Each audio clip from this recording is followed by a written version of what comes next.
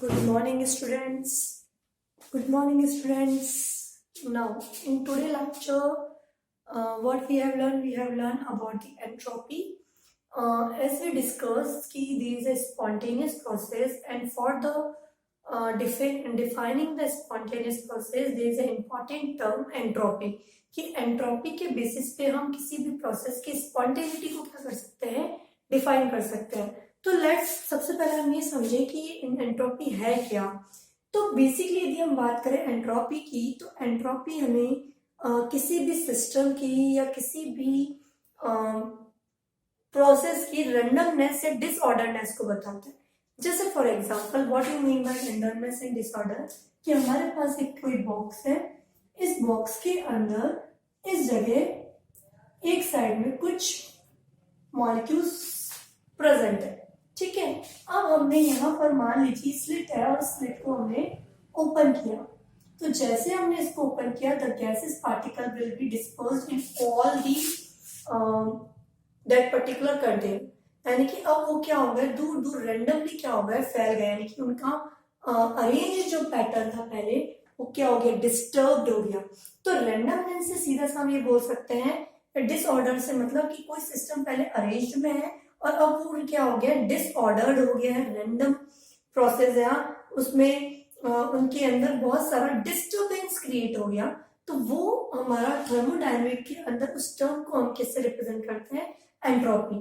तो एंट्रोपी क्या होती है, it is a thermodynamic quantity है किसी भी सिस्टम की, जो उसके डिसऑर्डर को या डिसऑर्डरनेस या रेंडमनेस को बताती है कि वो सिस्टम कितना ऑर्डर्ड है या कितना डिसऑर्डर है. तो किसी भी सिस्टम की डिसऑर्डरनेस को या रेंडमनेस को डिफाइन करने के लिए हम जो टर्म यूज करते हैं, दैट इज अ एंट्रोपी. तो एंट्रोपी है क्या, it is a measurement of randomness और डिसऑर्डरनेस ऑफ सिस्टम, कि वो सिस्टम कितना अरेंज्ड है और कितना अनअरेंज्ड है या डिस्टर्ब्ड है, उसको डिफाइन करते हैं हम एंट्रोपी से, जिसको हम डिनोट करते हैं एस से. अब किसी भी सिस्टम की एंट्रोपी को हम हर एक एटम, कि ये एटम इतना डिस्टर्ब हुआ है, उसको एक एक को हम कैलकुलेट नहीं करते हैं. तो हम क्या करते हैं, हम किसी भी सिस्टम की इनिशियल क्या है उसके पास एंट्रोपी और फाइनल कितनी है, उसके अंदर कितना चेंज आया है, कि इनिशियल और फाइनल वैल्यू में कितना चेंज है. हम जनरली एंट्रोपी को इसलिए किससे रिप्रेजेंट करते हैं, चेंज इन दी एंट्रोपी. यानी कि एंट्रोपी में कितना चेंज आया है, इनिशियल एंड फाइनल. कैसे आया उससे हमें कोई लेना देना नहीं है, कोई मतलब नहीं होता. It means that entropy is dependent on initial and final point. As we know that a particular quantity which is depend on the initial and final point, it means वो कहाँ स्टार्ट हुई और एंड में इसकी क्या value, सिर्फ इस पे डिपेंड कर रही है. हाउ दिस कन्वर्ट, ये कैसे हुआ, उस पाथ पर बिल्कुल डिपेंड नहीं कर रही है. तो that quantity is known as state function. That's why entropy is also a state function because it only depend on the initial and final value, और जिसको हम निकालते हैं delta S is equal to delta final and delta initial से. अब इसको हम इस तरह से समझ लेते हैं कि मान लीजिए हमारे पास एक बीकर है, जिस क्लोज बीकर है, जिसमें हमने कुछ क्या भरा है, कोई वाटर के मॉलिक्यूल है. अब मैंने इस वाटर का हमने क्या करा, हीट देना शुरू किया. तो as we heat up, as we raise the temperature, तो हीट देंगे टेम्परेचर राइज होगा. As we know heat and temperature are related to each other. मैंने इसको क्या करा, टेम्परेचर इसका हीट देना स्टार्ट किया. व्हाट आई ऑब्जर्व, कि जैसे जैसे हमने हीट ऑब्जर्व किया, वाटर के मॉलिक्यूल किसमें चेंज होंगे, गैस में. यानी कि वो अब पार्टिकल्स जो है वो दूर दूर दूर रेंडमली क्या होंगे, अरेंज्ड होंगे.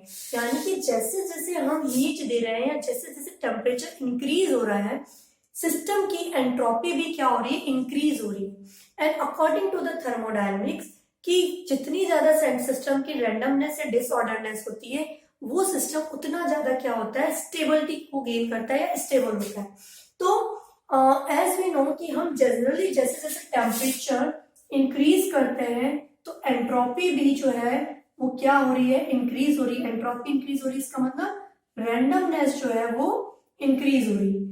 तो जैसे जैसे टेम्परेचर बढ़ाएंगे, पार्टिकल क्या होंगे, रैंडमली इधर उधर मूव करेंगे. यानी कि उनकी रैंडमनेस जो है वो क्या हो गई, डिसऑर्डरनेस जो है वो इंक्रीज हो गई. या फिर हम मान लें कि किसी सिस्टम ने हीट को एब्जॉर्ब किया, यानी कि एंडोथर्मिक रिएक्शन.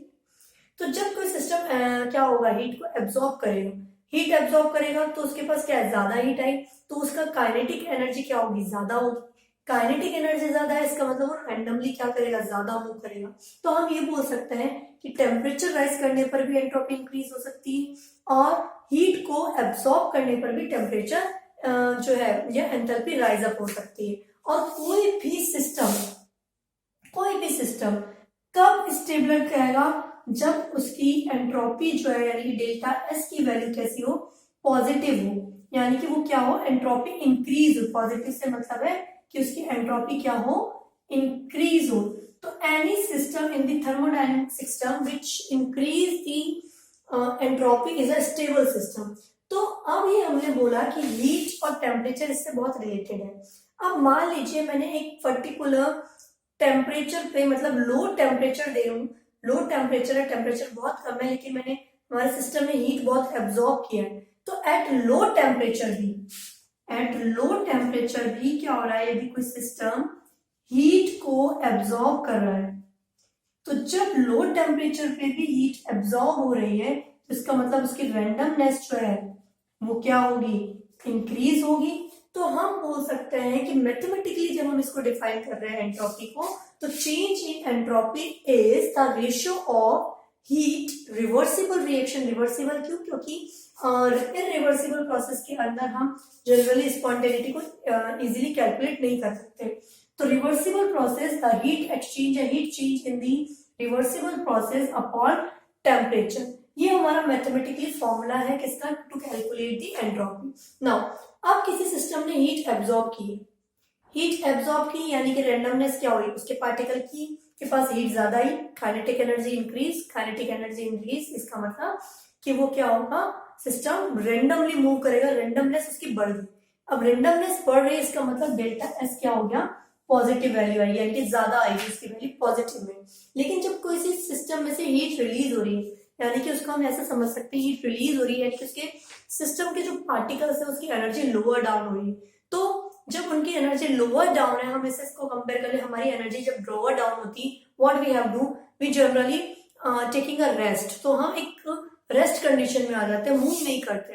तो वही चीज है कि जब हीट एनर्जी रिलीज हो रही है यानी कि पार्टिकल्स की एनर्जी कम हो रही है, तो क्या आएंगे, थोड़े से रेस्ट कंडीशन में आएंगे, और उस केस के अंदर डेल्टा एस की वैल्यू क्या हो गई, रैंडमनेस कम हो गई, यानी कि डेल्टा एस की वैल्यू हमारे पास नेगेटिव आ गई। अब हम बात करते हैं कि किसी भी स्पॉन्टेनियस प्रोसेस के लिए कोई रिएक्शन या स्पॉन्टेनियस हो नेचर के अंदर, तो उसके लिए डेल्टा एस की वैल्यू हमेशा क्या आनी चाहिए, पॉजिटिव होनी चाहिए। तो थर्मोडायनेमिकली हमें क्या बोलता है कि for any spontaneous reaction delta S value is positive. अब ऐसे ही हम पिछले लेक्चर में लास्ट लेक्चर में ये चीज डिफाइन कर सकते हैं कि for spontaneous process delta H should B negative. ये मस्ट है कि डेल्टा एच की वैल्यू क्या हो, नेगेटिव हो for the spontaneous process. And today we have learn कि for the spontaneous process delta H should be positive, यानी कि रैंडमनेस इंक्रीज होनी चाहिए। ठीक है, अब जब रैंडमनेस इंक्रीज हुई है, हमने बात कर लिया इसकी कि ये रैंडमनेस क्या हो गई है, इंक्रीज हो चुकी है, डेल्टा एस जो है वो नेगेटिव है, डेल्टा एस पॉजिटिव वैल्यू होनी चाहिए। लेकिन किस कंडीशन में, कि जिस कंडीशन में ये आइसोलेटेड सिस्टम है। What is isolated system, as we know that what is isolated system, isolated system वो सिस्टम है हमारे पास जो बिल्कुल जिसमें सिस्टम एंड सराउंडिंग के अंदर आपस में कोई भी इंटरेक्शन नहीं होता है, वो सिस्टम हमारा क्या कहलाता है, आइसोलेटेड सिस्टम कहलाता है। लेकिन आइडियली हम बात करें तो हमारे नेचर के अंदर आइसोलेटेड सिस्टम बहुत कम होते हैं या लेस होते हैं। तो फॉर नॉन आइडियल सिस्टम के लिए अंदर क्या होगा कि वहां सिस्टम भी होगा, सराउंडिंग भी होगी, तो हमें सिस्टम के जब हम कोई रिएक्शन प्रोसीड हो रही है, ड्यूरिंग दैट पर्टिकुलर सिस्टम की एंट्रोपी में क्या क्या चेंजेस आया है वो हमें देखना पड़ेगा। सराउंडिंग की एंट्रोपी में हमारे पास क्या क्या चेंजेस आया वो भी हमें देखना पड़ेगा, यानी कि हमारे पास उस कंडीशन में क्या होगा, उस कंडीशन के अंदर हमारे पास होगा क्या, एस टोटल जो है किसी भी सिस्टम की या किसी भी पूरी की बात करेंगे तो एस टोटल जो होगा that is equal to delta S surrounding plus delta S system, कि सिस्टम और सराउंडिंग की टोटल एंट्रोपी में जो चेंजेस हैं वो हमारे को कैलकुलेट करना पड़ेगा। और हमें मालूम है स्पॉन्टेनियस प्रोसेस के लिए ये पूरा टर्म क्या होना चाहिए, ग्रेटर देन 0 होना चाहिए, यानी कि पॉजिटिव होना चाहिए। अब कोई भी सिस्टम की जो टोटल एनर्जी है या एंट्रोपी है वो इंक्रीज हो रही है, ठीक है। कब तक किसी भी इंक्रीज होते होते होते होते होते क्या होगी, एक मैक्सिमम कंडीशन पर पहुंची। तो मान लीजिए किसी सिस्टम की एनर्जी इंक्रीज होते होते होते होते मैक्सिमम पहुंचे, अब इसके बाद कितना भी कर लीजिए इसकी एंट्रोपी चेंज नहीं होगी, यानी कि दैट पर्टिकुलर कंडीशन जहां पर किसी भी सिस्टम की एंट्रोपी मैक्सिमम रीच हो जाती है, यानी कि अब वापस के बाद कोई क्या है, कुछ चेंजेस एंट्रोपी में नहीं आएगा, एट पर्टिकुलर कंडीशन जो है that is known as equilibrium. Equilibrium condition के अंदर हम बात करें तो इक्विलिब्रियम कंडीशन में क्या होगा, तो इक्विलिब्रियम कंडीशन के अंदर यदि हम बात करें तो डेल्टा एस टोटल जो होता है वो कितनी हो जाती है, 0, उसकी वैल्यू कितनी हो जाती है, 0, यानी कि when system is in equilibrium, वो इक्विलिब्रियम कंडीशन के अंदर है, उस टाइम पे एंट्रोपी इज मैक्सिमम। तो जब कोई भी सिस्टम हमारा इक्विलिब्रियम कंडीशन में है, तो जब कोई भी सिस्टम हमारा इक्विलिब्रियम कंडीशन में है तो उस कंडीशन के अंदर होगा क्या, हमारे जो एस होगा, एंट्रोपी होगी उस सिस्टम की वो मैक्सिमम कंडीशन पे होगी, तो चेंज इन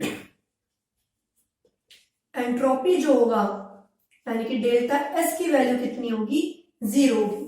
अब हम ऑलरेडी जानते हैं कि for reversible and irreversible process, कि चाहे हमारा रिवर्सिबल हो चाहे हमारा इरिवर्सिबल प्रोसेस हो, उसके लिए यदि हम इंटरनल एनर्जी की बात करें तो internal energy at isothermal process, isothermal process हो तो आइसोथर्मिक का मतलब जब टेम्परेचर कांस्टेंट है, तब उस कंडीशन में चाहे टेम्परेचर रिवर्सिबल हो रहा हो या इरिवर्सिबल प्रोसेस हो, उस कंडीशन में डेल्टा यू क्या होगा, हमेशा 0 होगा। लेकिन डेल्टा एस की वैल्यू जो है रिवर्सिबल और इरिवर्सिबल में क्या होती है, डिफरेंट डिफरेंट होती है। यदि हम बात करें किसकी डेल्टा एस की इरिवर्सिबल के केस के अंदर, तो इरिवर्सिबल प्रोसेस के अंदर डेल्टा एस की वैल्यू 0 नहीं होगी, लेकिन यदि हमारा प्रोसेस रिवर्सिबल है तो उस कंडीशन में इट मे बी या 0। तो यानी कि हम बात कर सकते हैं कि एंट्रोपी जो है वो रिवर्सिबल और इट रिवर्सिबल प्रोसेस को क्या कर सकती है, डिस्टिंग्विश कर सकती है, लेकिन इंटरनल एनर्जी नहीं कर सकती है। और यहीं से हमारे पास जब हम एंट्रोपी को डिफाइन करते हैं तो यहीं से हमारे पास क्या आया है, सेकेंड लॉ ऑफ थर्मोडायनेमिक्स भी आता है। और वहीं वो क्या डिफाइन करता है सेकेंड लॉ ऑफ थर्मोडायनेमिक्स, कि किसी भी सिस्टम की यूनिवर्स के अंदर एंट्रोपी जो है वो कंटिन्यूसली इंक्रीज होती है फॉर अ स्पॉन्टेनियस प्रोसेस के लिए। अब क्योंकि हमें 2 टर्म इंपॉर्टेंटली पढ़ ली है, क्या क्या टर्म हमने पढ़ी, एक तो हमने बात करी एंथैल्पी की, दूसरी हमने बात करी एंट्रोपी की। अब जब हम किसी सिस्टम की बात करते हैं हमें मालूम है कि हमारा कोई भी सिस्टम जो जनरली होता है या तो वो क्लोज्ड सिस्टम होगा या ओपन सिस्टम होगा। तो आइदर इट इज क्लोज्ड और ओपन सिस्टम, उसमें एंट्रोपी और एंथैल्पी दोनों चेंजेस होंगे, यानी कि ये भी चेंज होगा ये भी चेंज होगा एट अ पर्टिकुलर टाइम, किसी एक टाइम पर उसमें एंट्रोपी में भी चेंज हो रहा होगा और एंथैल्पी में भी चेंज हो रहा होगा। हम किसी एक पर्टिकुलर टाइम पर एंथैल्पी ऐसा नहीं कर सकते कि एंथैल्पी को रहने दें और एंट्रोपी का कैलकुलेशन कर ले, या एंट्रोपी को रहने दें एंथैल्पी का कैलकुलेशन कर ले। जैसे फॉर एग्जांपल मान लीजिए कि कोई चीज क्या हो रही है, कंबशन ऑफ कोल या कोई चीज बर्न हो रही है, तो बर्न हो रही है यानी कि उस टाइम उसकी हीट एनर्जी क्या हो रही है, इंक्रीज हो रही है, यानी कि डेल्टा एच में कोई ना कोई एंथैल्पी में चेंजेस आ रहे हैं। सेम यदि हम बात करें हीट हो रही है तो उसकी रेंडमनेस क्या हो रही है, इंक्रीज हो रही है, यानी कि डेल्टा एच पॉजिटिव हो रहा है। यानी कि एट अ पर्टिकुलर टाइम मैं दोनों वैल्यूज को लूंगी तभी हमारे पास उस रिएक्शन की या उस सिस्टम की स्पॉन्टेनिटी को डिफाइन कर सकते हैं। सिंगल वैल्यू जो है एंथैल्पी या एंट्रोपी दोनों में से कोई एक लेके हम किसी भी सिस्टम की स्पॉन्टेनिटी को डिफाइन नहीं कर सकते। तो इस चीज को सॉल्व करने के लिए हमारे पास एक नया टर्म आया, that is gives free energy, gives free energy. हर एक सिस्टम की क्या है, गिव्स फ्री एनर्जी है। There is a scientist Gibbs who defined as the gives free energy and he said that कि for any system, किसी भी system के लिए डेल्टा एच जो है, डेल्टा जी जो है, गिव्स फ्री एनर्जी जो है, उसकी वैल्यू क्या होनी चाहिए, नेगेटिव होनी चाहिए फॉर स्पॉन्टेनियस प्रोसेस के लिए। Now what is that gives free energy? कि गिव्स फ्री एनर्जी जो है it is a combination of enthalpy and entropy. Enthalpy और एंट्रोपी को लेके एक पर्टिकुलर फिक्स टेम्परेचर पर जब हम बात करते हैं तो उसके पार्टिकल्स की अपनी खुद की कुछ एनर्जी होती है जो उसको उस पर्टिकुलर सिस्टम को स्पॉन्टेनिटी को गेन कराने में हेल्प करती है।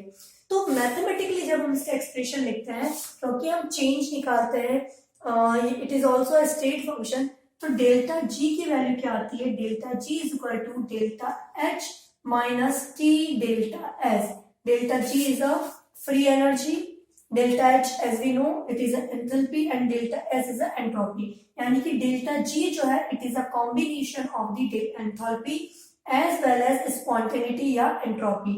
तो gives free energy से हम किसी भी रिएक्शन की स्पॉन्टेनिटी को क्या कर सकते हैं, डिफाइन कर सकते हैं या बता सकते हैं। जैसे फॉर एग्जांपल यदि हम बात करें कि किसी भी सिस्टम के हमारे पास क्या होनी चाहिए, फ्री एनर्जी क्या होनी चाहिए, कम होनी चाहिए, यानी कि नेगेटिव होना चाहिए।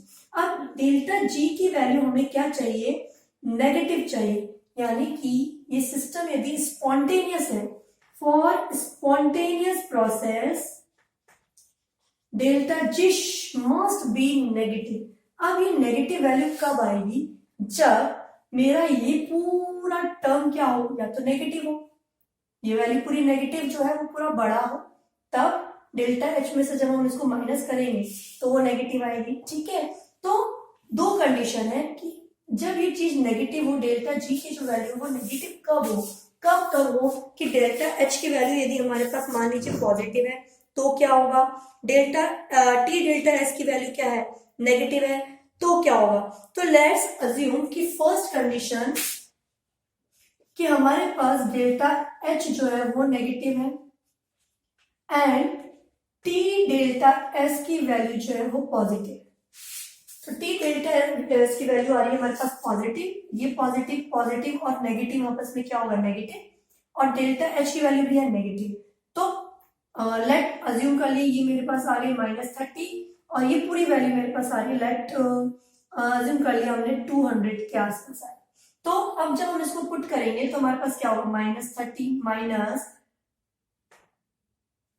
पॉजिटिव की वैल्यू है 200, माइनस माइनस फर्दर क्या होगा, पॉजिटिव, लेकिन साइन जो आएगा हमारा क्या आएगा, नेगेटिव। तो इस पर्टिकुलर कंडीशन में जब डेल्टा एच की वैल्यू नेगेटिव है और टी डेल्टा एस की पूरी की वैल्यू क्या है, पॉजिटिव आ रही है, पूरी की वैल्यू, डेल्टा एस की नहीं, टी डेल्टा एस जो है वो पूरा क्या है, पॉजिटिव है।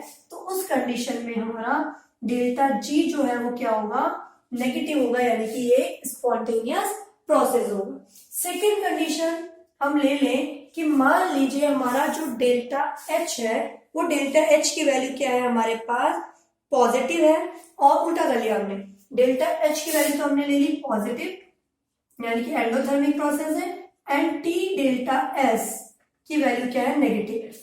तो इस कंडीशन के अंदर हम देखें कि जब हम इसमें पुट करेंगे, ये ऑलरेडी नेगेटिव है, इसके साथ हमने नेगेटिव और वैल्यू पुट करी, नेगेटिव नेगेटिव क्या हो जाएगा, पॉजिटिव, और डेल्टा एच की वैल्यू भी क्या है, पॉजिटिव। तो इस कंडीशन में डेल्टा जी की वैल्यू क्या आएगी, पॉजिटिव, यानी कि ऐसा कंडीशन जहां पर एंडोथर्मिक प्रोसेस है और टी डेल्टा एस की वैल्यू जो है वो नेगेटिव आ रही है, यानी कि एंट्रोपी क्या हो रही है, डिक्रीज हो रही है, यानी कि दोनों अनफेवरेबल कंडीशन हो गई। इस कंडीशन में हमारा जो है वो कैसा प्रोसेस होगा, नॉन स्पॉन्टेनियस प्रोसेस होगा। थर्ड कंडीशन हम ये ले लें कि हमारे पास जो है डेल्टा एच और टी डेल्टा एस दोनों की जो वैल्यू है वो क्या हो गई, यानी थर्ड कंडीशन हमारे पास आ गई है कि डेल्टा एच इक्वल टू है टी डेल्टा एस। तो उस कंडीशन में हम बात करें थर्ड, डेल्टा जी की वैल्यू हमारे पास कितनी आ जाएगी, 0। तो डेल्टा जी की वैल्यू जब 0 है तो इस कंडीशन को हम क्या बोलेंगे, that particular system is in equilibrium. तो for particular spontaneous reaction we must be remember that कि डेल्टा जी शुड बी और मस्ट बी ऑलवेज नेगेटिव, इसकी वैल्यू नेगेटिव ही आनी चाहिए. This is all about the Gibbs free energy and spontaneity. In the next lecture we will learn some problems related to thermodynamics. Thank you.